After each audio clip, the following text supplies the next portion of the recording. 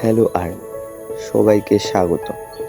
আজকের ভিডিওতে আমরা জানব কেন জাংকুক বড় বড় প্রতিষ্ঠিত কোম্পানির পরিবর্তে বিগ হিট এন্টারটেইনমেন্টকে বেছে নিয়েছিলেন। এই সিদ্ধান্ত শুধু তার জীবন নয়, পুরো বিটিএস এর ইতিহাস বদলে দিয়েছে। চলুন শুরু করি। জাংকুক ছোটবেলা থেকেই গান গাইতে ভালোবাসতেন। 2011 সালে তিনি দক্ষিণ কোরিয়ার জনপ্রিয় অডিশন অনুষ্ঠান সুপারস্টার কে-এ অংশ নেন। যদিও তিনি চূড়ান্ত রাউন্ডে যেতে পারেননি, তবুও তার প্রতিভা দেখে বেশ কয়েকটি এন্টারটেইনমেন্ট কোম্পানি তাকে প্রশিক্ষণার্থী হিসাবে যোগ দেওয়ার প্রস্তাব দেন। তখন তার সামনে ছিল বড় বড় কোম্পানির সুযোগ।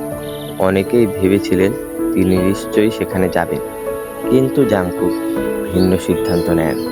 তিনি বিগ হিট এন্টারটেইনমেন্টে যোগ দেন। কেন? বিভিন্ন সাক্ষাৎকারে জাংকুক বলেছেন তিনি র্যামের র্যাপ শুনে মুগ্ধ হয়েছিলেন। র্যামের প্রতিভা এবং ব্যক্তিত্ব তাকে অনুপ্রাণিত করেছিল। তিনি মনে করেছিলেন এমন একজন শিল্পীর সঙ্গে কাজ করলে তিনি নিজেও অনেক কিছু শিখতে পারবেন। এটি ছিল তার সিদ্ধান্তের অন্যতম গুরুত্বপূর্ণ কারণ। এই সময় বিগ হিট ছিল ছোট একটি কোম্পানি, তাদের কাছে বড় বাজেট বা বিশাল সুযোগ সুবিধা ছিল না, কিন্তু সেখানে ছিল বড় স্বপ্ন।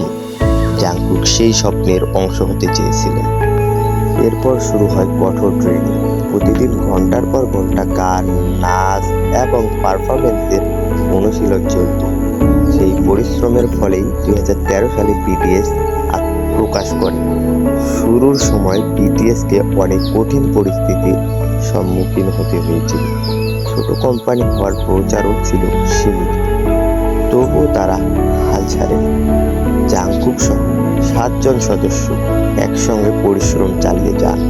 আজ বিটিএস বিশ্বের অন্যতম সফল মিউজিক গ্রুপ, আর জাংকুক বিশ্বের জনপ্রিয় শিল্পীদের একজন। ভাবুন তো, যদি তিনি অন্য কোনো কোম্পানি বেছে নিতেন, তাহলে হয়তো আজকের বিটিএসকে আমরা এই রূপে দেখতাম না। জাংকুকের এই সিদ্ধান্ত আমাদের একটি গুরুত্বপূর্ণ শিক্ষা দেয়। সব সময় বড় নামই সফলতার একমাত্র পথ নয়। কখনো কখনো নিজের বিশ্বাস, সঠিক মানুষ এবং কঠোর পরিশ্রমই সবচেয়ে বড় শক্তি হয়ে ওঠে। আপনার কি মনে হয়, জাংকুক এর সবচেয়ে সাহসী সিদ্ধান্ত কোনটি? কমেন্টে অবশ্যই জানাবেন। ভিডিওটি ভালো লাগলে একটি লাইক দিন, চ্যানেলটি সাবস্ক্রাইব করুন। বিটিএস ও কে-পপ নিয়ে আরও এমন ভিডিও দেখতে আমাদের সঙ্গে থাকুন। ধন্যবাদ। আবার দেখা হবে পরের অন্য কোনো ভিডিওতে।